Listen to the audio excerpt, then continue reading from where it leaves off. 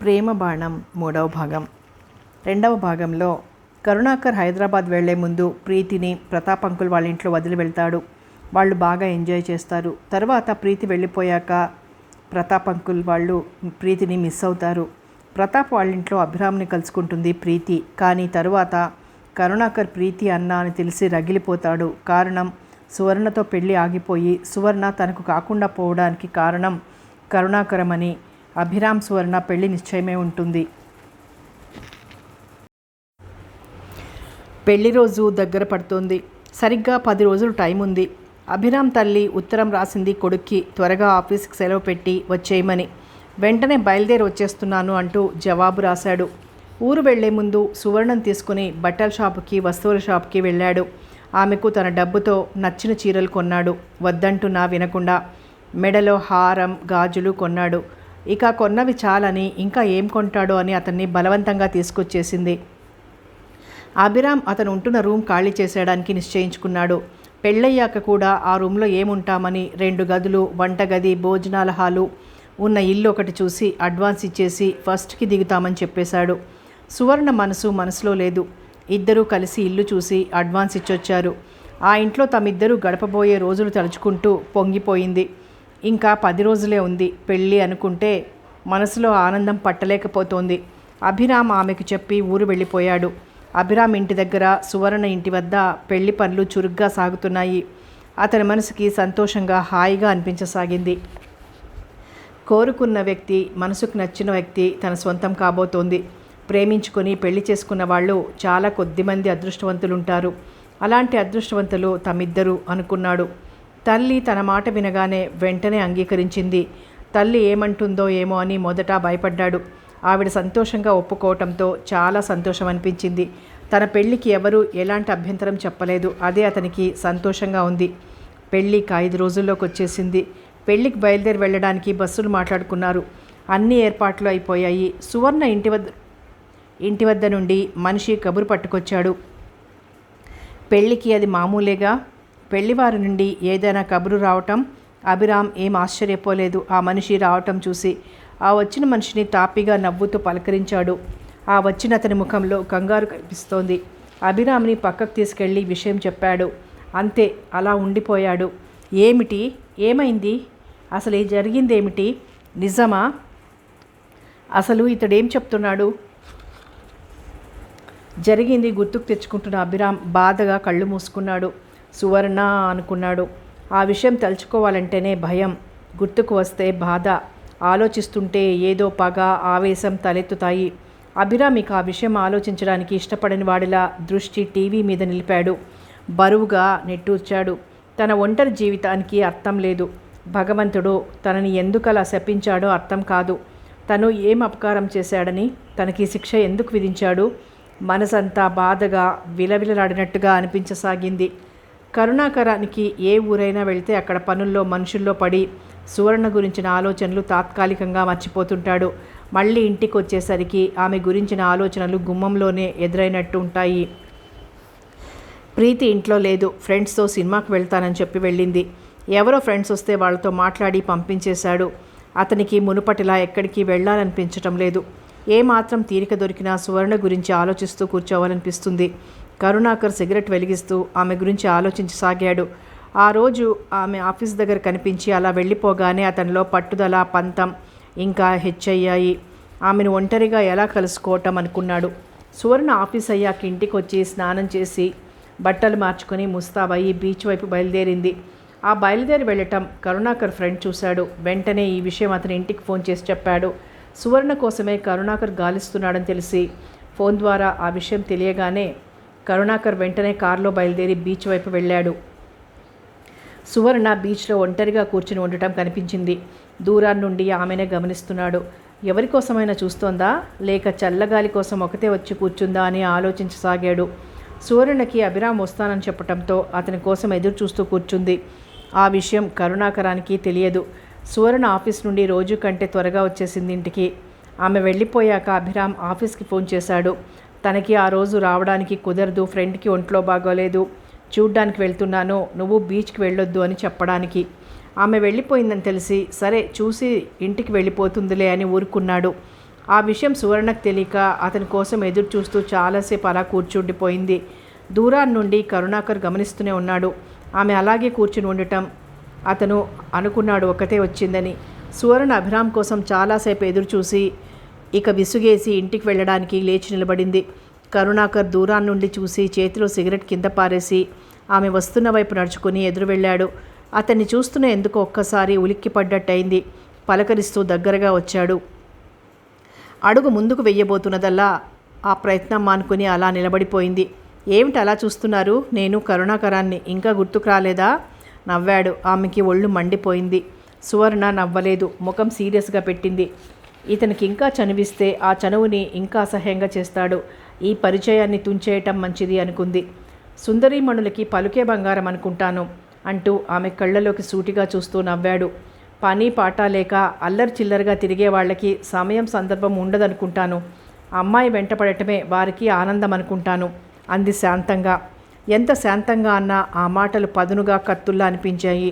కోపంగా చూశాడు. అంటే తనకి పని పాట లేదని ఎత్తి చెప్తోంది. పైకి ఆ మాట అనకుండా. మర్యాదైన కుటుంబంలో పుట్టిన అమ్మాయిలు ఒంటరిగా ఎక్కడికి రారు, అలా రావటంలో అర్థం అంటూ ఆ పై మాటలు పూర్తి చేయకుండా గుంబనంగా నవ్వాడు. మిస్టర్ అంటూ కోపంగా చూసింది. మీ అతివాగుడు తగ్గించండి, తెలివితేటలు కట్టిపెట్టండి. ఏం పొగరగా చూశాడు. మర్యాదగా నా దారికి అడ్డులేవండి, మీతో మాటలు నాకు అనవసరం అంటూ కోపంగా చెప్పి అతని పక్క నుండి వెళ్ళిపోవడానికి అడుగు ముందుకు వేసింది. కరుణాకర్ ఆమె చెయ్యి పట్టుకున్నాడు. అతను అలా చెయ్యి పట్టుకోగానే ఆమె ఒళ్ళు మండిపోయింది. కోపంగా అతని చేతిని విదిలించి కొట్టబోయింది. అతను పట్టు వదలలేదు. నవ్వాడు. ఏమిటిది? మర్యాదగా చెయ్యి వదులుతారా లేదా అంది కోపంగా. వదలకపోతే రెట్టిస్తున్నట్టుగా అన్నాడు. మీ పరువు బజార్ పాలు చేస్తాను నిర్లక్ష్యంగా తలెగరేస్తూ చెప్పింది.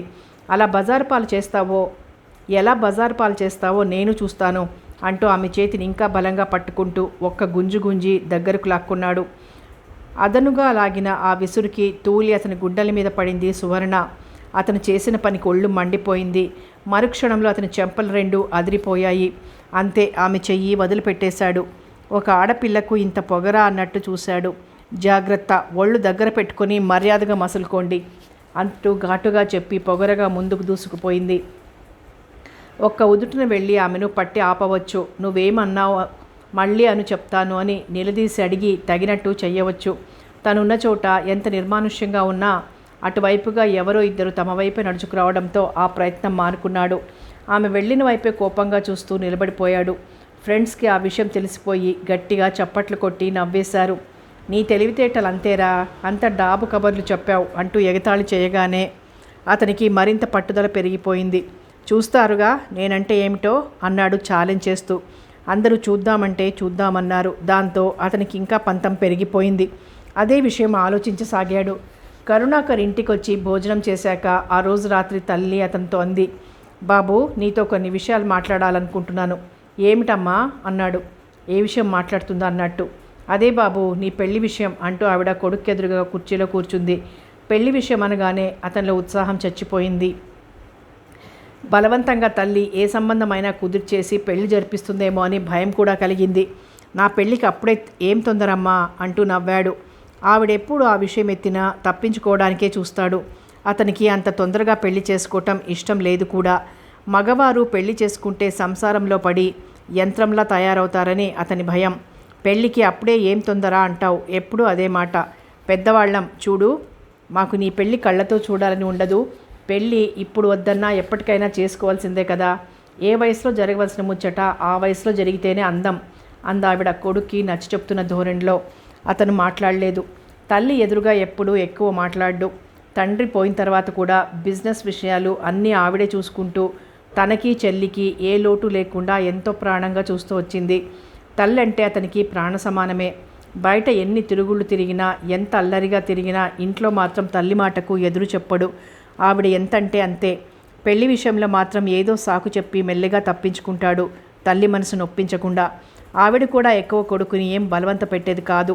ఏదో చిన్నతనం అలాగే అంటాడు అని ఆవిడ ఊరుకునేది. కానీ ఆ రోజు చాలా పట్టుదలగానే అడిగింది. కారణం ఆవిడకు తెలిసిన వాళ్ళ ద్వారా డిప్యూటీ కలెక్టర్ గారు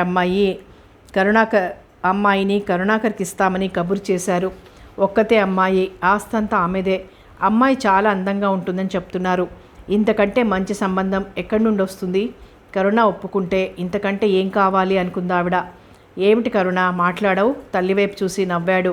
వచ్చిన సంబంధం గురించి వివరంగా చెప్పింది. నువ్వు అంటే ఆ అమ్మాయిని చూడ్డానికి మంచి రోజు చూసుకుని వెళదాం, ఏమంటావు? అడిగింది కొడుకు ముఖంలోకి చూస్తూ. నాకు కొంచెం ఆలోచించుకోవడానికి టైం కావాలమ్మా అన్నాడు మెల్లిగా. ఆలోచించుకోవడానికి టైం కావాలా? నీ విషయాలు నువ్వు ఆలోచించి ఒక నిర్ణయానికి వచ్చేంత పెద్దవాడివి అయిపోయావా? అలా అయితే ఇక నేనెందుకు? ఇక నుండి ఈ బిజినెస్ విషయాలు, ఇంటి విషయాలు అన్నీ నువ్వే చూసుకో. నేను హాయిగా కృష్ణారామ అంటూ ఒక మూల కూర్చుంటాను అందావిడ నిష్ఠూరంగా. అది కాదమ్మా అంటూ ఏదో చెప్పబోయాడు. నువ్వు నాకేం చెప్పొద్దు అంది కోపంగా. ఇప్పుడు నేనేం అనలేదు కదమ్మా, పెళ్ళి అసలు వద్దనలేదు కదా, ఇప్పుడే చేసుకోను అన్నాను అంతే. మరీ అంత నిష్ఠూరంగా మాట్లాడితే నాకు చాలా బాధ అనిపిస్తుంది. అమ్మవు, నీకంటే నాకు ఎక్కువ ఎవరున్నారు? నీ మాటకి ఎప్పుడైనా ఎదురు చెప్పానా? ఏం మా మాట్లాడావు అన్నాడు బాధపడుతూ మెల్లగా. కొడుకు అలా అనగానే ఆవిడ మనసు మెత్తబడిపోయింది.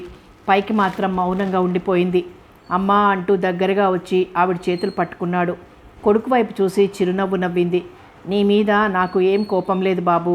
నాకు మాత్రం ఆశ ఉండదు కోడలు ఈ ఇంటికి రావాలి, ఈ ఇల్లు కళకళలాడాలని. మీ నాన్నగారు చనిపోయాక నేను ఇంకా బ్రతికి ఉన్నది ఎందుకు? మీకోసమే కదా అంది ఆవిడ కళ్ళ నీళ్లు పెట్టుకుంటూ. అమ్మా, నీ మనసు బాధ పెట్టానా? నొచ్చుకున్నట్టు అడిగాడు. లేదు, ప్రతి తల్లికి ఇది కొత్త కాదు. పిల్లలు ఏదో అనుకుంటారు, తల్లి మరొకటి అనుకుంటుంది. వాళ్ళ ఆలోచనలు ఒక దారికొచ్చి కలుసుకునే వరకు ప్రతి తల్లి మనసు ఇలాగే కలవరపడుతుంది. అతను మౌనంగా ఉండిపోయాడు. ఇప్పటికైనా నా మాట విని తొందరగా పెళ్లి చేసుకో బాబు అంది మెల్లగా నచ్చ చెప్తూ. సరేనమ్మా, నీ ఇష్టం, నువ్వెలా అంటే అలాగే అన్నాడు. కొడుకు అలా అనగానే ఆవిడ పొంగిపోయింది. నిజమా కరుణ? నిజంగానే అంటున్నావా అడిగింది నమ్మకం కుదరక. నిజంగానే చెప్తున్నానమ్మా అంటూ నవ్వాడు. అయితే వాళ్ళకి కబురు చేయమంటావా? మంచి రోజు చూసుకుని అమ్మాయిని చూడ్డానికి వస్తున్నామని. అలాగే కబురు చేయమన్నట్టు తల ఊపాడు. ఆవిడ సంతోషంతో తేలిగ్గా నిట్టూర్చింది. అప్పుడే కొడుకు పెళ్ళి అయిపోయినట్టు, కోడలు ఇంటికి వచ్చినట్టు, ఇంట్లో ఆమె కళకళలాడుతూ తిరుగుతున్నట్టు, కొడుకు బుద్ధిగా బిజినెస్ విషయాలు అన్నీ చూసుకుంటున్నట్టు, ఆవిడకి మనవలు పుట్టినట్టు, ఆ మనవల్ని తను ఎత్తుకొని ఆడిస్తున్నట్టు అన్నీ అలా ఊహించుకుంటూ తనలో తాను మురిసిపోయింది. కరుణాకర్ని పడుకోమని చెప్పి ఆవిడ గది బయటకు వచ్చేసింది. కరుణాకర్ ఆలోచిస్తూ పడుకున్నాడు. సువర్ణ అందాల రాశి అని అతని మనసు ఆమె పొందు కోసం ఆరాటపడుతోంది. కానీ ఆమెను తన అర్ధాంగిని చేసుకుందామన్న ఆలోచన అతనికి తట్టలేదు. ఆమెను ఎలాగైనా లొంగదీసి తన దారికి తెచ్చుకుందామనే కానీ మరి ఏ ఆలోచన లేదు. తల్లి మాట ప్రకారం పెళ్లి చేసుకుంటే ఇప్పుడున్న స్వేచ్ఛ అప్పుడు ఉంటుందా? తన భార్యకి ఈ విషయాలన్నీ తెలిస్తే తనని అసహించుకుంటుందా? తనకి చాలామంది అమ్మాయిలతో పరిచయం ఉందని తెలిసి పుట్టింటికి వెళ్ళిపోదు కదా. అలా అయితే తన తల్లికి తన విషయాలన్నీ తెలిసి తనను ఏమీ అనదా? అతని బుర్రంతా ఆలోచనలతో వేడెక్కిపోయింది. పెళ్లి చేసుకుంటే కొన్ని బాధలు, పెళ్లి చేసుకోకపోతే మరికొన్ని బాధలు. ఎలా అని ఆలోచిస్తూ అలా ఉండిపోయాడు. సువర్ణ రూపం కళ్ళల్లో కదులుతూ ఉంటే ఆ రోజు రాత్రి నిద్రపోవటం కష్టంగానే అనిపించింది. ఎలా ఆమెను దక్కించుకోవటం అని ఆలోచించసాగాడు. ఆ రోజు ఫ్రెండ్స్తో కూర్చుని కబుర్లు చెప్తున్న కరుణాకరానికి ఒక ఫ్రెండ్ మోసుకొచ్చిన వార్త వింటూనే మనసంతా అదోలా అయిపోయి షాక్ తిన్నట్టయింది. నిజమా అడిగాడు అతన్ని. అవును బ్రదర్, నిజంగానే సువర్ణ ఆఫీస్కి సెలవు పెట్టింది. ఆమెకు పెళ్ళట, పెళ్ళికి 5 రోజులే ఉందట అంటూ చెప్పసాగాడతను. కరుణాకరానికి నోట మాట రాలేదు. అలా ఉండిపోయాడు కొద్ది క్షణాల పాటు. మరొక ఫ్రెండ్ అన్నాడు, పోనీలేరా, పెళ్ళైపోతేనేం, ఆడదాన్ని ఎప్పుడైనా లొంగ తీసుకోవచ్చు. అవును మరి, కన్నెపిల్లలు దొరకకపోతే ఏం చేస్తాం? పెళ్ళి అయిన వాళ్ళ జోలికే పోవాలి అన్నాడు జోగ్గా. ఆ మాటకి అందరూ నవ్వేశారు. ఇన్ని రోజులు మనవాడు ధైర్యం చాలక ఆమె జోలికి వెళ్ళలేకపోయాడు. పోనీలే, పెళ్ళయ్యాక ఆమె వెంట పడతాడు, లేదా పిల్లలు పుట్టాక, లేదా ఆమె ముసిలైపోయాక అంటూ నవ్వాడు ఒక ఫ్రెండ్. మిగతా వాళ్ళు కూడా గట్టిగా నవ్వి ఎగతాళి చేశారు. కరుణాకరానికి ఒళ్ళు మండిపోయింది. కోపంతో పౌరుషంతో వారి వైపు చూస్తూ, నోరు ముయ్యండిరా, పెళ్ళైన ఆడది నాకెందుకు? అనుభవించాలి అనుకుంటే మగవాడు కన్నెపిల్లనే అనుభవించాలి, లేదా ఇక అంతే. పెళ్ళైన స్త్రీ ఎంగిలి విస్తరతో సమానం. ఒకరు భోజనం చేసిన విస్తరలో భోజనం చేయడానికి నేను అంత దిగజారిపోలేదు. నేనంత చవటననుకున్నారా? పెళ్ళి ఇంకా 5 రోజులుంది, ఇంకా పెళ్ళి కాలేదుగా అంటూ అదోలా నవ్వాడు. ఆ నవ్వు క్రూరంగా ఎలాగో ఉంది. ఏమిటి బ్రదర్ నువ్వు అంటుంది అన్నారు అంతా అయోమయంగా చూస్తూ. చెప్తా, రాత్రికి మీరంతా మా ఇంటికి రండి అన్నాడు. అందరూ సరే అన్నారు. కరుణాకర్ తల్లి కూతురు ప్రీతిని తీసుకుని బంధువుల ఇంటికి వెళ్ళింది. ఆవిడ 2 రోజుల వరకు రాదు. ఆ రోజు రాత్రి ఫ్రెండ్స్ అందరూ అతని ఇంటికి వెళ్ళారు. తల్లి ఇంటి దగ్గర లేకపోవడంతో జంకు గొంకు లేకుండా ప్లాన్ అంతా ఫ్రెండ్స్కి చెప్పి సాయం చేయమని కోరి వాళ్ళకి కావాల్సిన డబ్బు అందించాడు. వాళ్ళందరూ ఆనందంతో డబ్బు తీసుకుని సాయం చేయడానికి సిద్ధమయ్యారు. అతను ప్లాన్ చెప్పగానే అందరూ సరే అంటే సరే అన్నారు. కరుణాకర్ ఆ రోజు రాత్రి 7 గంటల సమయంలో చాలా హుషారుగా ఉన్నాడు. కొద్ది క్షణాల్లో సువర్ణ ఇంటికి వస్తుంది. వచ్చిన మరుక్షణంలో ఆమె తన చేతులలో బందీ అవుతుంది. ఇక ఆ తరువాత అతను హాయిగా నవ్వుకున్నాడు. బాటిల్ ఓపెన్ చేసి కొద్ది కొద్దిగా తాగుతూ ఆమె రాక కోసం ఎదురు చూడసాగాడు. అభిరామ్ ఫ్రెండ్ ఒకతను కరుణాకర్ ఫ్రెండ్స్లో ఒకరికి తెలుసు. అతని ద్వారా సువర్ణకి ఫోన్ చేయించారు డబ్బాస పెట్టి. అతను తప్పనిసరి ఆమెకు ఫోన్ చేశాడు. కరుణాకర్ ఫ్రెండ్ చెప్పినట్టు అభిరామ్ ఊరు నుండి వచ్చాడు. ఏదో అర్జెంటుగా మీతో మాట్లాడాలట. ఎవరో కారులో ఈ ఊరు వస్తుంటే వాళ్ళతో కలిసి వచ్చాడు. మీతో మాట్లాడి మళ్ళీ తెల్లవారి వెళ్ళిపోతాడట. చాలా అర్జెంటట. మీరు పలానా అడ్రస్ గల ఇంటికి వెళ్ళండి. అక్కడ అభిరామ్ మీకోసం ఎదురు చూస్తూ ఉంటాను అన్నాడు. కూడా ఎవరిని తీసుకురాకుండా ఒక్కరిని రమ్మని చెప్పమన్నాడు అని ఆమె పక్కింటికి ఫోన్ చేసి ఆ ఇంటికి సువర్ణను రమ్మని చెప్పి ఫోన్లో ఆమెకు వివరంగా చెప్పాడు. ఆమె నమ్మింది. అంతకుముందు అభిరామ్కి వీలవక సువర్ణని సినిమాకు రమ్మని అతని చేత ఒకసారి ఫోన్ చేయించాడు. ఇప్పుడు అతనే ఫోన్ చేసి చెప్పటంతో సులభంగా నమ్మేసి ఒక్కతే ఆటోలో అతడు చెప్పిన అడ్రస్కి బయలుదేరి వెళ్ళింది. కరుణాకరానికి ఒక ఫ్రెండ్ ఫోన్ చేసి చెప్పాడు. గురు, నువ్వు కోరుకున్న పాలపిట్ట ఇంటి దగ్గర నుండి బయలుదేరి నీ ఇంటికి వచ్చేస్తోంది, కాసుకో అంటూ. కరుణాకర్ పొంగిపోయాడు. నౌకర్లు ఎవరూ ఇంటి వద్ద లేకుండా జాగ్రత్త పడ్డాడు. కాలింగ్ బెల్ కొట్టకుండానే ఆమె తిన్నగా లోపలికి వచ్చేసేటట్టు తలుపు తెరిచే ఉంచాడు. తను ఆమెకు కనిపించకుండా పక్కన ఉన్నాడు. ఒక పావు గంటలో సువర్ణ ఆ ఇంటికి వచ్చింది. వస్తూనే ఆమె ఆ ఇల్లు అంతా కొత్తగా భయంగా కలియ చూసింది. అభిరామ్ కోసం చూస్తూ లోపలికి వచ్చింది. ఎవరూ మనుషులు ఉన్నట్టు లేరు. ఇల్లంతా నిశ్శబ్దంగా ఉంది. బహుశా ఎవరో ఫ్రెండ్ ఇల్లు అయి ఉంటుంది. వాళ్ళెవరూ ఊళ్ళో లేరేమో, అందుకే తనని ఈ ఇంటికి రమ్మని కబురు చేశాడని మనసులో నవ్వుకుంది. ఒక్కరోజు కూడా తనని చూడకుండా ఉండలేదు కదా అని అతని కొంటెతనానికి నవ్వుకుంటూ లోపలికి వెళ్ళింది. అభిరామ్ అంటూ పిలిచింది. ఆమె అలా పిలవగానే వీధి తలుపు ధన్మని పడిపోయింది. చప్పున తల తిప్పి అటు చూసింది. తలుపు లాక్ చేస్తూ కరుణాకర్ కనిపించాడు. ఉలిక్కి పడింది. తనొచ్చింది కరుణాకర్ ఇంటికి అని బెదిరినట్టుగా చూసింది. రావాల్సిన చోటుకే వచ్చావు అవునా అంటూ నవ్వాడు. కరుణాకర్ అభిరామ్ ఇద్దరు స్నేహితులా? ఇతని ఇంటికి రమ్మని ఎందుకు కబురు చేశాడు అని ఆలోచిస్తుందే గాని కరుణాకర్ కుట్ర పన్నాడని గ్రహించలేకపోయింది. ఆయనేరి అడిగింది భయంగా. ఎవరు? అదే అభిరామ్ గారు నన్ను రమ్మని కబురు చేశారు, అందుకే వచ్చాను అంది కంగారుగా గాబరాగా. ఆమెకు ఒళ్ళంతా చెమట్లు పోసేస్తున్నాయి. ఆమె మాటలు వింటూనే అతను గట్టిగా నవ్వేశాడు. సువర్ణ అయోమయంగా చూసింది. అతను నవ్వుతూనే, ఆ అభిరామ్ ఎవడో నాకు తెలీదు, నిన్ను ఇక్కడికి రప్పించడానికి ప్లాన్ వేశాను, వచ్చావు అంతే. అయితే ఆయన ఊరు నుండి రాలేదా? పిచ్చిదానిలా అరిచింది. కరుణాకర్ క్రూరంగా నవ్వాడు. అంతలో ఫోన్ రింగ్ అయింది. అతను రిసీవర్ తీసుకుని హలో అన్నాడు. నీ పాలపిట్ట నీ దగ్గరకు వచ్చేసిందా? ఫ్రెండ్ ఫోన్లో అడిగాడు. ఆ పాలపిట్ట విషయం విని బిత్తరపోయింది అంటూ నవ్వాడు. అతను ఫోన్లో ఏదో అన్నాడు. కరుణాకర్ గట్టిగా నవ్వి ఫోన్ పెట్టేశాడు. నేను వెళ్ళిపోవాలి, తలుపు తీయండి అంది మెల్లిగా. నిన్ను పంపించేయడానికేనా ఇంత కష్టపడి రప్పించింది? నా కోరిక చెల్లించి నన్ను సంతోషపెడితేనే నువ్వు ఈ ఇంట్లో నుండి బయటకు వెళ్ళేది అంటూ దగ్గరగా వచ్చాడు. అతను ఆమెకు దగ్గరగా వస్తుంటే భయంగా వెనక్కి వెళ్ళసాగింది. అతను ఇంకా దగ్గరకు వస్తుంటే భయంగా చూస్తూ, ఆగండి, అడుగు ముందుకు వేశారో చంపేస్తాను అంటూ పిచ్చిగా అరిచింది. ఆహా అంటూ కనుబొమ్మలు పైకెత్తి తమాషాగా నవ్వుతూ ఇంకా దగ్గరగా వచ్చి ఆమె చెయ్యి పట్టుకున్నాడు. చెయ్యి వదులు అంటూ పట్టు విడిపించుకోవడానికి పెనుగులాడింది. అతను పట్టు వదల్లేదు. చేతులతో ఆమెను బలంగా చుట్టేసి గుండెలు కదుముకున్నాడు. సువర్ణకి అసహ్యం, పిచ్చి కోపం వచ్చింది. వదులుతావా లేదా అంటూ పెనుగులాడసాగింది. అతను వదిలిపెట్టలేదు. అతని చెంప మీద చెళ్ళుమని కొట్టింది. కరుణాకర్ లెక్క చేయలేదు. పట్టుదల పంతం పెరిగిపోయింది. అంతకుముందు అలాగే అవమానించింది. కోపంతో మండిపడ్డాడు. ఆమె ఎంత గింజుకుంటున్నా లెక్క చేయక 2 చేతులతో లేవనెత్తి మేడ మీద తన గదిలోకి తీసుకువెళ్ళి మంచం మీద కూలేశాడు. అతను మంచం మీద వదలడంతో ఇదే సమయమని మెరుపులా కిందికి ఉరికి గుమ్మం వైపు పరిగెత్తపోయింది. అతను ఆమె వెళ్లకుండా బలంగా పట్టుకొని ఆపాడు.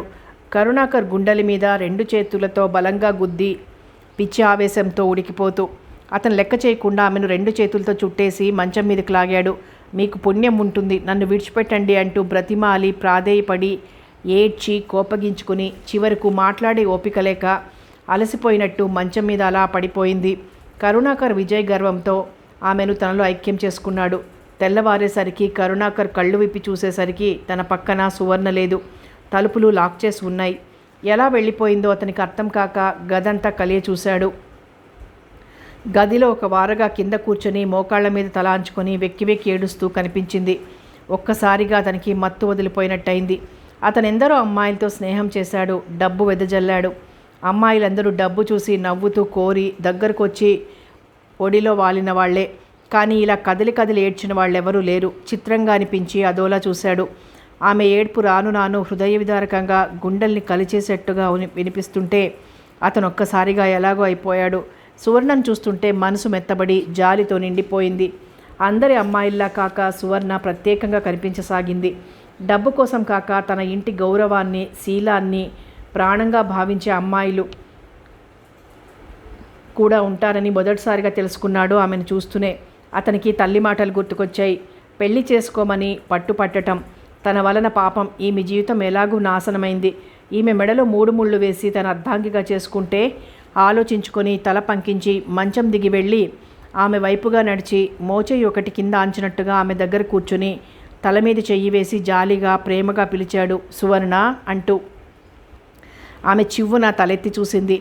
కళ్ళు ఎర్రగా ఉన్నాయి, కనురెప్పలు పొంగిపోయి ఉన్నాయి. కనురెప్పలు పైకెత్తి చూసినా కళ్ళు చాలా చిన్నవిగా ఉన్నట్టు అనిపించి విశాలంగా ఉన్న ఆమె కళ్ళు చాలాసేపటి నుండి ఏడ్చిన మూలాన మూసుకుపోయినట్టయి ముఖమంతా పొంగిపోయి అదోలా అయిపోయింది. తలెత్తి చూడగానే ఆమె కళ్ళల్లో అసహ్యం, ఏవగింపు స్పష్టంగా కనిపించాయి. సువర్ణ, నన్ను క్షమించు అన్నాడు మెల్లగా. అతని కంఠస్వరం భారంగా అదోలా పలికింది. క్షమించటం మిమ్మల్నా అంది కోపం ఆపుకుంటూ. పొరపాటు జరిగిపోయింది. నా కళ్ళు పొరలు కమ్మి నా జ్ఞాననేత్రం మూసుకుపోయింది. నా వల్ల నీకు చాలా పెద్ద అన్యాయం జరిగిపోయింది. నిజంగానే బాధపడుతున్నాను. నన్ను క్షమించు. క్షమించమని అడగటం చాలా తేలిక, కానీ నా జీవితానికి నిలిచిపోయిన మచ్చని మీరు తుడిచేయగలరా అడిగింది ఆవేశంగా. తప్పకుండా, నీ మెడలో 3 ముళ్ళు వేసి నా భార్యగా చేసుకుంటాను, నన్ను నమ్ము అన్నాడు మాట ఇస్తున్నట్టుగా. అసహించుకుంటూ కోపంగా చూసింది. మీరు ఊహించినట్టు ఆడదాని మనసు అంత బలహీనమైనది కాదు. ఎటు తిప్పితే అటు తిరగడానికి. నా మనసుకు నచ్చిన వ్యక్తికి మనసిచ్చి పుచ్చుకున్నాను. వారితో నా వివాహం 4 రోజుల్లో జరగబోతోంది. మీ మూలంగా పీటల మీద పెళ్ళి ఆగిపోయింది. మీ మూలాన మా సంతోషం, మా ఆశలు అన్నీ సమాధైపోయాయి. వారికి ఈ విషయం తెలిస్తే భరించగలరా? వారికి దూరమై నేను బ్రతకగలనా? ఎందుకు చేశారు ఈ పని?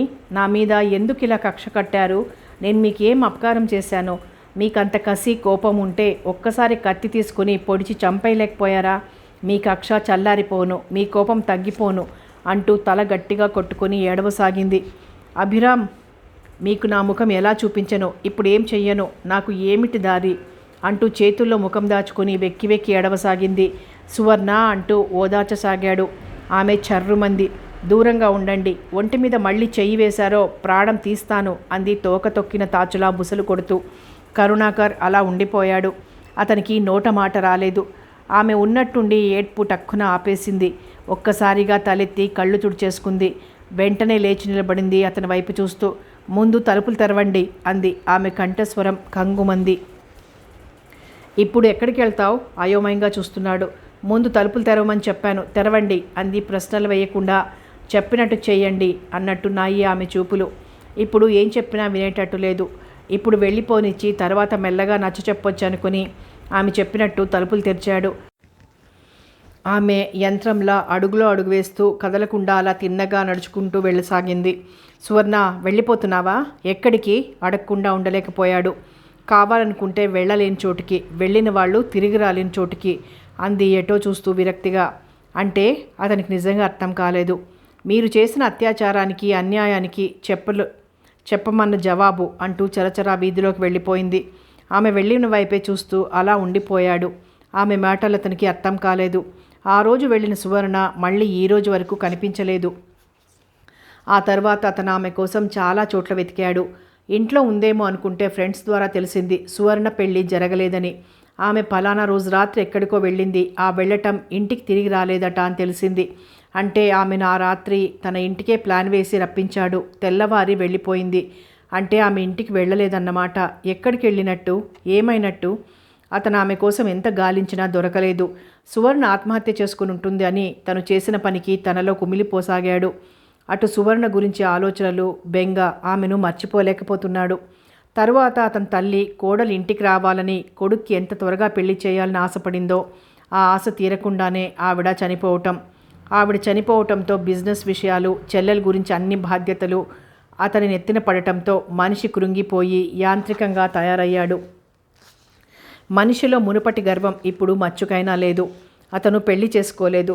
కరుణాకర్ దృష్టిలో అతనికి పెళ్ళైపోయింది. భార్య సువర్ణ, అంతే. చెల్లెలకి మంచి సంబంధం చూసి పెళ్లి చేయాలని ఆశ. ప్రతాప్ గారిని మంచి సంబంధం చూడమని కూడా చెప్పాడు. కరుణాకర్ సువర్ణ గురించి ఆలోచించని క్షణం లేదు. జరిగిందంతా గుర్తు తెచ్చుకొని బాధపడసాగాడు. తను ఎంత మూర్ఖంగా ప్రవర్తించాడు ఆ రోజు. తన చుట్టూ ఉన్న ఫ్రెండ్స్ అలా తనని రెచ్చగొట్టారు. ఫలితం ఆమె జీవితం నాశనమైపోయింది. ఆమె ఇప్పుడు ప్రాణాలతో ఉందో లేక చచ్చిపోయిందో తెలీదు. ఇక కనిపించదు. కనిపిస్తుంది అన్న ఆశ కూడా తుడుచుకుపోయింది. బ్రతికిన నాళ్ళు జీవోత్సవంలో ఉండవలసిందే. కరుణాకర్ బాధగా అనుకున్నాడు. తల్లి పోయిన తర్వాత సువర్ణ విషయం, తల్లి మరణం గుర్తుకొచ్చి ఆ ఇంట్లో ఉండలేక మరో ఊరు వచ్చేశాడు చెల్లెల్ని తీసుకొని. అయినా మర్చిపోలేకపోతున్నాడు ఆమెను. కరుణాకర్ గాఢంగా నిట్టూర్చాడు. అతను ఒకటే అనుకుంటున్నాడు, చెల్లెలు పెళ్లి చేసి వాళ్ళకి ఈ ఆస్తి, బిజినెస్ అప్పగించి తను దూరంగా ఎక్కడికైనా వెళ్ళిపోవాలని. అభిరామ్ ప్రీతి గురించి ఆలోచించసాగాడు. ఆమెను ఏ విధంగా తన ఇంటికి తీసుకురావాలి అని. అతనికి సువర్ణ గుర్తుకొచ్చింది. అప్పుడు మనిషి ఆ ఊరు నుండి రాగానే విషయం విని వెంటనే అతనితో ఆ ఊరు వెళ్ళాడు. తండ్రి వాళ్ళు గోల పెడుతూ ఉత్తరం చూపించారు. ఆ రాత్రి ఎక్కడికో వెళ్ళింది. మర్నాడు ఎవరో అబ్బాయి చేత ఈ ఉత్తరం పంపింది అంటూ ఉత్తరం తీసుకుని చదివాడు. నాన్న, ఈ పెళ్ళి ఇక జరగదు. అభిరామ్ గారిని నన్ను క్షమించమని చెప్పండి. మీకు ఇక నేను కనిపించను. నన్ను వెతికించే ప్రయత్నం చేయకండి. నన్ను అందరూ మర్చిపోండి. సువర్ణ. అభిరామ్కి ఎంత ఆలోచించినా ఆమె ఎందుకలా చేసిందో అర్థం కాలేదు. పెళ్ళి ఆగిపోయింది. మనిషి పిచ్చివాడిలా ఊరంతా గాలించేశాడు. ఆమె జాడెక్కడా లేదు. అలా 2 నెలలు గడిచిపోయాయి. అభిరామ్ వేరే మరో రూమ్లో ఫ్రెండ్తో కలిసి ఉంటున్నాడు. అంతకుముందు ఉండే రూమ్ అడ్రస్కి ఉత్తరాలు తెచ్చే పోస్ట్ మ్యాన్ అతనికి కనిపించాడు. బాబు, మీరు ఎక్కడుంటున్నారు? మీకు 1-2 నెలల క్రితం ఉత్తరం వచ్చింది. మీకోసం ఎన్ని రోజులో చూసి చూసి పడేశాను. ఫ్రమ్ అడ్రస్ లేదు. ఉంటే తిరిగి పంపించేసేవాడిని అన్నాడు. అలాగా? ఆ ఉత్తరం ఎలాగైనా తెచ్చిపెట్టగలరా? అడిగాడు ఆత్రంగా. కష్టం బాబు, ఎక్కడ పడేసిందో వెతకాలి. కనిపిస్తుందన్న నమ్మకం లేదు అన్నాడు. ఎలాగైనా నాకు ఆ ఉత్తరం కావాలి, వెతికి తీసుకురావాలి అంటూ బ్రతిమాలి 10 రూపాయలు ఆ పోస్ట్ మ్యాన్ చేతికిచ్చి ఉత్తరం తెస్తే ఇంకా ఇస్తానని ఆశపెట్టాడు. పోస్ట్ మ్యాన్ సరే అని వెళ్ళి 3వ నాడు ఆ ఉత్తరం వెతికి తీసుకొచ్చాడు. అభిరామ్కి కవర్పై రైటింగ్ చూడగానే ఆ ఉత్తరం సువర్ణ రాసింది అని అర్థమైపోయి ఆత్రంగా కవర్ చింపి ఉత్తరం చదవసాగాడు.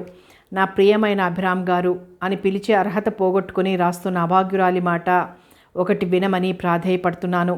మిమ్మల్ని ఎంతగా ప్రేమించానో, ఎన్ని ఆశలు పెంచుకున్నానో, నేను ఎన్ని కలలు కన్నానో నాకు నా మనసుకే తెలుసు. అయితే విధి నన్ను వెక్కిరించింది. భగవంతుడు నా సంతోషాన్ని చూడలేకపోయాడు. ఫలితంగా మన పెళ్లి జరగకుండా మనల్ని వేరు చేయాలని పంతం పట్టాడు. ఆ వేళ జరిగింది. కరుణాకర్ అనే అతను నేను పనిచేస్తున్న ఆఫీస్కి వచ్చి తర్వాత నేను ఎక్కడ కనిపించినా కావాలని పరిచయం చేసుకుని ఏదేదో వాగేవాడు. అతనికి నేను తగినట్టు బుద్ధి చెప్పి పంపేశాను ఒకసారి.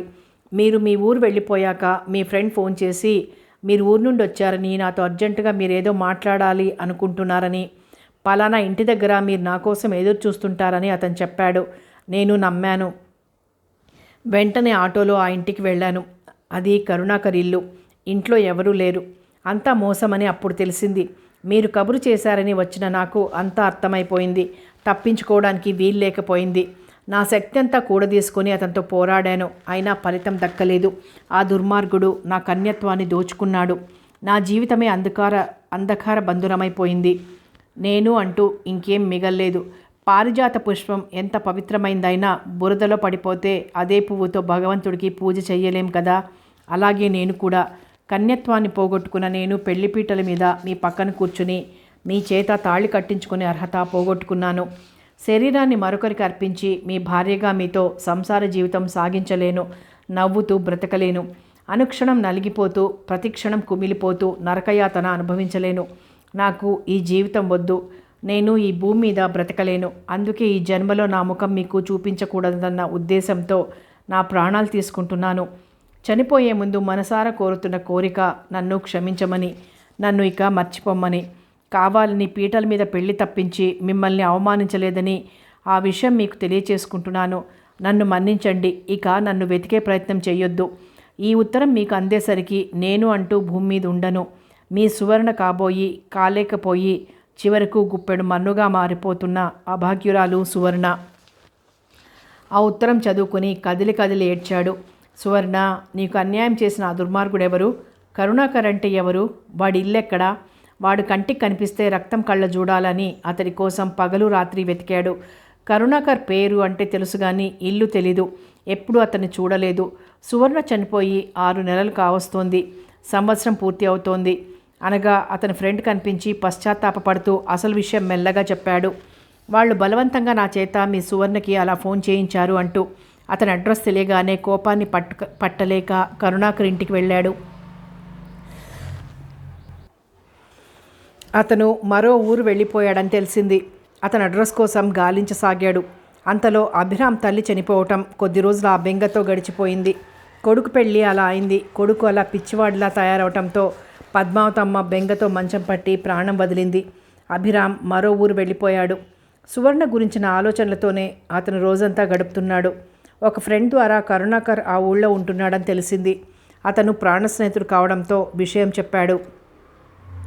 కరుణాకర్ ప్రాణం తీసే వరకు నిద్రపోను అని అతను నవ్వి అన్నాడు. ప్రాణం తీస్తే ఏమవుతుంది? చచ్చి ఊరుకుంటాడు అంతే. అతను చేసిన పనికి తగినట్టు చేసి జీవితాంతం కుమిలిపోయేటట్టు చెయ్యి అని సలహా ఇచ్చాడు.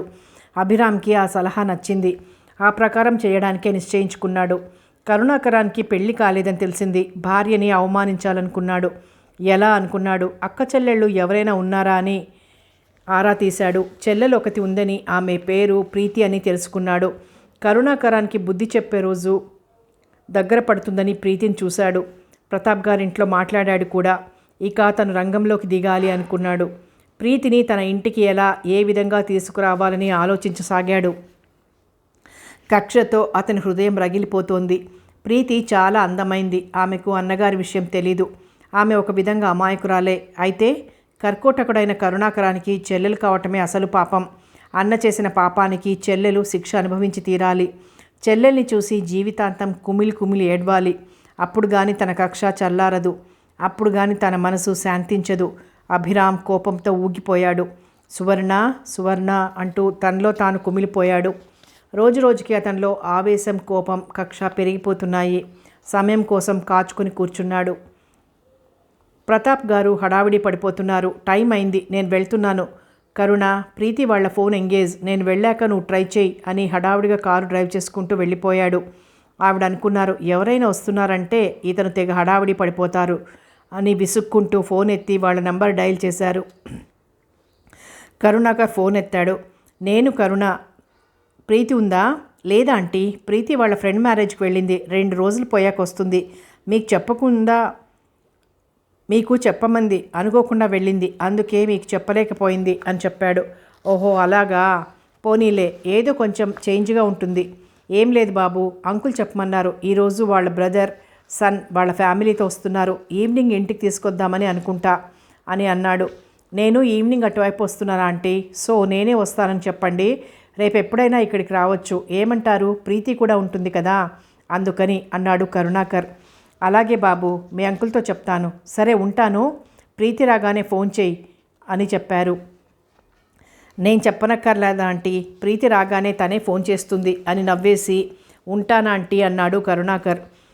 కరుణ్, ప్రీతి కూడా లేదు కదా, నువ్వు డిన్నర్కి ఇక్కడికే వచ్చాయి సరేనా? తప్పకుండా రా, ఉంటాను అని ఫోన్ పెట్టేశారు. 1 గంట తరువాత ప్రతాప్ గారి కారు పోర్టికోలో ఆగింది. అందులోంచి ఒక భార్య, భర్తలు, ఒక 4 ఏళ్ల బాబు, ఒక అమ్మాయి చేతిలో చంటి బాబు ఉన్నాడు. ఆవిడ గబగబా ఎదురు వెళ్ళారు. నమస్తే ఆంటీ అని భార్యాభర్తలిద్దరూ నమస్కారం చేశారు. ఆ 4 ఏళ్ల బాబు కూడా నమస్కారం అన్నాడు ముద్దుగా.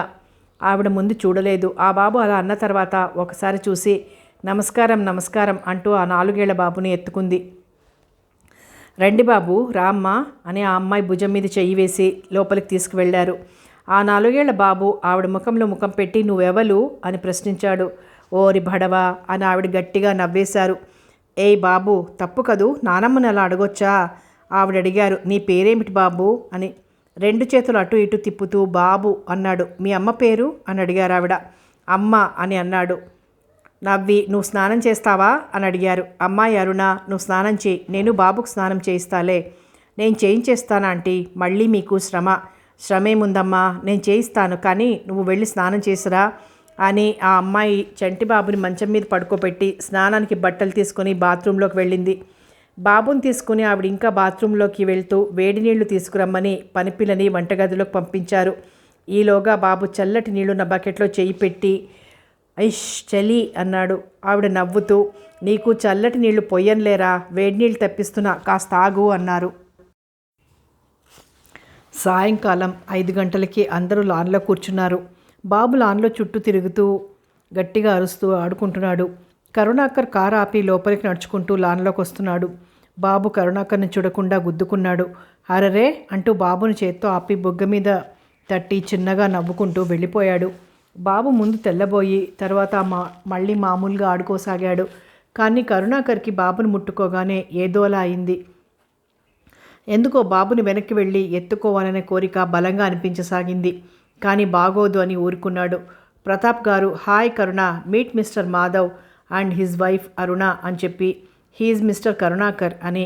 ఇప్పుడే నీ గురించి వీళ్ళకి చెప్తున్నాను. వీడు మా అన్నగారు అబ్బాయి, అదిగో వాడున్నాడే ఆ భడవ జూనియర్ మాధవ్, అదిగో ఇంకోడు ఇక్కడ నిద్రపోతున్నాడు. వీడెంత యాక్టివో, ఆయన నిద్రపోతున్నవాడు అంత లేజీ అన్నాడు గట్టిగా నవ్వుతూ. కరుణాకర్ మాధవ్ని హలో అని విష్ చేసి అరుణ అన్న ఆవిడికి నమస్తే చేశాడు. అక్కడ లాన్లో చిన్న క్యాట్ వేసి పడుకోబెట్టారు వాణ్ణి. వెళ్ళి చిన్నగా బుగ్గ మీద చెయ్యి వేసి ఆ పక్కన ఉన్న కుర్చీ మీద కూర్చున్నాడు. ప్రీతి ఫోన్ చేసిందా అని అడిగారు ఆంటీ. లేదా ఆంటీ, రేపు మార్నింగ్ ఫోన్ చేస్తుంది అని జవాబిచ్చాడు కరుణాకర్. ఇంతలో ప్రతాప్ గారు అన్నారు, బాబు ఇలా రా అని బాబుని పిలిచారు. ఏంటి తాతగాళ్ళు, ఎందుకు అన్నాడు దగ్గరికొచ్చి. బాబు చూసావా, నేను చూడటానికి కొత్త అంకుల్ వచ్చారు, హలో అని చెప్పావా అన్నారు. హలో అంకుల్ అంటూ వచ్చి కరుణాకర్ దగ్గరికి వచ్చాడు. బాబు దగ్గరికి వస్తున్నప్పుడే ఎందుకో అతని శరీరం కంపించింది. ఎందుకో బాబుని ఎత్తుకుని గుండెలకి హత్తుకుందామనే కోరిక ఎంతగానో ఉన్నా బాబు వంక చూశాడు. తన దగ్గరగా నుంచిన బాబు వంక అలాగే చూశాడు. చిన్నగా నవ్వుతూ చూసి హలో అంకుల్ అన్నాడు బాబు. హలో మై డియర్ బాయ్ అంటూ ఎత్తుకొని ఒళ్ళో కూర్చోబెట్టుకున్నాడు. నీ పేరేమిటి బాబు అని అడిగాడు కరుణాకర్. నా పేలే బాబు అని నవ్వేశాడు. బాబుతో మాట్లాడుతుంటే భలే తమాషాగా అనిపించసాగింది. కరుణాకర్కి ఎందుకో వాడిని అసలు కిందికి దించాలని అనిపించలేదు. ఆ చిన్న బాబుని తాకితే లేంది ఈ బాబుని తాకగానే ఎందుకు ఇలా అనిపిస్తోంది అని అనుకున్నాడు కరుణాకర్ ఆశ్చర్యంగా. నువ్వు ఏ ఊరు నుంచి వచ్చావు బాబు అని అడిగాడు. నేను మలేమో నేను కలకత్తా నుండి వచ్చాను అని సమాధానం ఇచ్చాడు బాబు. అమ్మో, చాలా దూరం నుంచి వచ్చావన్నమాట, ఎన్ని రోజులు ఉంటావు నువ్వు ఇక్కడ అని ప్రశ్నించాడు కరుణాకర్. మలేమో ఇన్ని రోజులు అని చేతులు 2 దూరంగా చాపి చూపించాడు బాబు. అబ్బా, అయితే మా ఇంటికి వస్తావా అని అడిగాడు కరుణాకర్. ఓ వస్తాను అన్నాడు బాబు. ఇప్పుడు వస్తావా అని అడిగాడు కరుణాకర్. లేపొత్తాను, ఏం అలాగేనా అని కరుణాకర్ ముఖం తన చిట్టి చేతుల్లోకి తీసుకుని అడిగాడు. సరే అయితే రేపు తప్పకుండా రా అన్నాడు కరుణాకర్. అంకుల్, నీ పేలేంత అంకుల్ అని బాబు ప్రశ్నించాడు. నా పేరు ఏమో కరుణాకర్, ఏం బాగుందా అన్నాడు. మళ్ళేమో చాలా బాగుంది అన్నాడు బాబు. మిగతా వాళ్ళంతా శ్రోతలయ్యి వింటున్నారు వీళ్ళ ఇద్దరి మాటలు. వాడితో మాటలు పెట్టుకున్నావంటే మనకి భలే టైంపాస్ అయిపోతుంది అన్నారు ప్రతాప్ గారు. ఇంకా దిగరా బాబు అంకుల్ ఓళ్ళలోంచి అన్నారు ఆంటీ. నేను దిగను, అంకుల్ దగ్గరే కూర్చుంటాను అన్నాడు బాబు. అయితే ఆ అంకుల్తో ఉండిపో, మేము కలకత్తా వెళ్ళిపోతాం అంది అరుణ. ఆలోచిస్తున్నట్టుగా అరుణ వైపు చూసి తమ్ములు అని అడిగాడు. తమ్ముడిని తీసుకువెళ్ళిపోతాను అంది అరుణ. నేను వచ్చేస్తాను అని నెమ్మదిగా జారిపోయి అరుణ ఒళ్ళోకి వెళ్ళి కూర్చున్నాడు. అందరూ లేవండి, భోజనాలు చేద్దురు కానీ, ఒక 5 నిమిషాలు పోయాక పిలుస్తాను అంది. నేను వస్తాను, మీకు హెల్ప్ చేస్తాను అని అరుణ లేచింది బాబుని తీసుకుని. బాబుని దగ్గరకు తీసుకొని, బాబు అలా షైర్ వెళ్ళొద్దామా అని అన్నాడు కరుణాకర్. ఓ ఇప్పులేనా అన్నాడు బాబు. ఇప్పుడే వెళ్ళొద్దాం. లేచి బాబునెత్తుకొని బయలుదేరాడు. అలాగే గాని తొందరగా వచ్చేయి అన్నాడు ప్రతాప్ గారు. ఇప్పుడే 5 నిమిషాలు వస్తాను. బాబుని తీసుకుని కారులో వెళ్ళిపోయాడు. ఒక 10 నిమిషాల్లో తిరిగి వచ్చాడు కరుణాకర్. బాబు చేతి నిండా biscuits, chocolates, ice cream packets ఉన్నాయి. ఏ బాబు ఏమిటివన్నీ? ఏమండి ఇవి కొనడానికే బయటకు వెళ్ళింది మీరు అన్నాడు మాధవ్. జస్ట్ లైక్ దట్, నాకు మీ బాబు చాలా నచ్చాడు అన్నాడు కరుణాకర్. బాబు మాధవ్ దగ్గరకు వచ్చి, డాడీ డాడీ అంకుల్ ఇవి ఇచ్చాలు అన్నాడు. మరి ఇస్తే తీసుకోవడమేనా? థ్యాంక్స్ చెప్పావా అన్నాడు మాధవ్ బాబుతో. బాబు కరుణాకర్ దగ్గరకు వెళ్ళి మలేమో అని చెప్పబోతుంటే, వద్దమ్మా కష్టపడొద్దు, పర్వాలేదులే, నువ్వు వచ్చి భోంచేయి అని చెప్పి చెంప మీద ముద్దు పెట్టుకున్నాడు కరుణాకర్. బాబు ఆ ప్యాకెట్లన్నీ అక్కడ బల్ల మీద పెట్టి, నానమ్మ బువ్వ పెత్తవా అని అడిగాడు. రామ్మా నీకోసమే చూస్తున్నాను అని ఎత్తుకుని గిన్నెలో కలిపిన అన్నం తినిపించసాగారు. కాలం అన్నం లాలా అన్నాడు. అరుణ గబగబా నీళ్ళందించింది. నీళ్లు తాగి మళ్ళీ తినసాగాడు. భోజనాలైన కాసేపటి వరకు బాబుతో ఆడుకున్నాడు కరుణాకర్. తర్వాత బాబుని ఒళ్ళో కూర్చోబెట్టుకుని మాధవ్తోనూ ప్రతాప్ గారితోనూ మాట్లాడుతూ ఎందుకో ఒకసారి బాబు వంక చూశాడు. వాడప్పటికే కరుణాకర్ గుండెల మీద తలపెట్టుకొని పడుకున్నాడు. ఎందుకో బాబు వైపే చూడాలనిపిస్తోంది మాటిమాటికి. అంతలోనే అరుణ వచ్చి, అయ్యో ఒళ్ళో పడుకున్నాడా వీడు, ఇచ్చేయండి పడుకోబెడతాను అని చేతులు చాపింది. నేను పడుకోబెడతాను, చెప్పండి ఎక్కడ పడుకోబెట్టాలి అన్నాడు కరుణాకర్. అదిగో ఆ రూమ్లో అంటూ ముందుకు దారి తీసింది. ఆమె వెనకాలే బాబుని ఎంతో పదిలంగా గుండెలకు హత్తుకొని లోపల రూమ్లో పడుకోబెట్టి, బ్లాంకెట్ ఇవ్వండి అని అడిగి తీసుకుని బాబుకి బ్లాంకెట్ కప్పి బాబు బుగ్గల మీద చిన్నగా తట్టి యువతలకు వచ్చేశాడు. ఇంకొక గంట మాట్లాడి, ఇంకొస్తాను అంకుల్, మళ్ళీ వస్తాను, వీళ్ళని రేపు మా ఇంటికి తీసుకురండి అని మాధవ్ వైపు తిరిగి, రేపు డిన్నర్కి మా ఇంటికి వచ్చేయండి అని ఆంటీతోనూ అందరితోనూ చెప్పాడు. ప్రీతి వచ్చాక వస్తాంలే అన్నారావిడ. ప్రీతి వచ్చాక మళ్ళీ రావచ్చు కానీ ఆంటీ, రేపు తప్పకుండా రండి అని చెప్పి వెళ్ళిపోయాడు. ఇంటికి వెళ్ళిన బాబు అందమైన ముద్దుముఖం, వాడి మాటలే గుర్తుకు రాసాగాయి. ఎందుకు ఈ చిన్నారి బాబు నన్ను ఇంతగా ఆకర్షిస్తున్నాడు అని పదే పదే తనంతాను ప్రశ్నించుకున్నాడు. కానీ కరుణాకర్కి ఎందుకో అర్థం కాలేదు. అలాగే బాబు గురించి వాడి మాటలు గుర్తుకు తెచ్చుకుంటూ నవ్వుకుంటూ నిద్రపోయాడు కరుణాకర్. అభిరామ్ ప్రతాప్ గారి ఇంటికి వచ్చాడు కానీ తలుపులన్నీ వేసి ఉన్నాయి, ఎవరూ లేరు. ప్రతాప్ గారు అని పిలిచాడు. అటువైపు తిరిగి ఉన్న పెద్ద సోఫాలోంచి బాబు ఎవలు అని లేచి నిల్చున్నాడు. ముందు అభిరామ్ గతుక్కుమన్న తర్వాత చిన్నగా నవ్వుకొని ప్రతాప్ గారు అని మళ్ళీ పిలిచాడు. ప్రతాప్ గారు ఎవరు? అభిరామ్ నువ్వా, రారా, ఏమిటి వీడు నేను ప్రశ్నలతో అక్కడి నుంచోబెట్టాడా అని అడిగారు. అబ్బే లేదండి నవ్వుతూ బాబుని చిన్నగా బుగ్గ మీద తట్టాడు. బాబు నోరంతా విప్పి అలో అన్నాడు. అభిరామ్కి కూడా ఎందుకో బాబుని చూడగానే ఏదో అయినట్టుగా ఎందుకో బాబుని ఎత్తుకోవాలని అనిపించింది. ఆయన ప్రతాప్ గారు ఏమైనా అనుకుంటారేమో అని ఎలాగోలాగా ఆ కోరికను బలవంతంగా అణుచుకున్నాడు. మా అన్నగారు అబ్బాయి వచ్చాడు, వాడి కొడుకే వీడు, వాళ్ళు ఎక్కడికో వెళ్ళారు వీడిని వదిలేసి. అన్నట్లు నీ పేపర్లు నా దగ్గర ఉండిపోయాయి కదూ, ఉండు అని లోపలికి వెళ్ళారు. అభిరామ్ లేచి వెళ్ళి బాబునెత్తుకొని, నీ పేరేంటి బాబు అని అడిగాడు. బాబే అని గట్టిగా నవ్వసాగాడు. ఓ అలాగా, చాలా బాగుంది అన్నాడు అభిరామ్. నీ పేరేమిటి బాబు ప్రశ్నించాడు. నా పేరా అభిరామ్. ఏం బాగుందా అన్నాడు అభిరామ్. ఓ అలాగా, మళ్ళేమో చాలా బాగుంది అన్నాడు. గట్టిగా నవ్వేశాడు అభిరామ్. అంతలో ప్రతాప్ గారు వచ్చి, ఈ అంకుల్నేంటి అంటున్నావు, అల్లరి పెడుతున్నావా అని అడిగారు. అబ్బే ఏం లేదండి, చాలా బాగా మాట్లాడుతున్నాడు. బాబు ఇంకా అభిరామ్ ఒళ్ళోనే కూర్చున్నాడు. ఏ ఊరు నుంచి వచ్చారండి మీ అబ్బాయి వాళ్ళు? కలకత్తా నుండి సమాధానం చెప్పాడు ప్రతాప్ గారు. ఓ ఐసీ అని, వస్తానండి బాబు, వెళ్ళొస్తాను, టాటా అని లేచి వెళ్ళబోయాడు. బయటికి రాగానే అనుకున్నాడు, అబ్బా ఆ బాబుని చూస్తున్నంతసేపు మాట్లాడుతున్నంతసేపు ఏమిటోలా అనిపించింది. ఎందుకో మనసులో బాబు ఏదో నాకు చాలా దగ్గరవాడుగా అనిపించాడు. ఎందువల్ల అలా అయింది అనుకున్నాడు. ఇంటికి వెళ్ళిన తర్వాత కూడా అభిరామ్ మనసు బాబు వైపు వెళ్ళిపోసాగింది. అసలు బాబు రూపం కానీ మాటలు కానీ మర్చిపోబుద్ధి కావటం లేదు అనుకున్నాడు అభిరామ్. కథ కొనసాగుతుంది.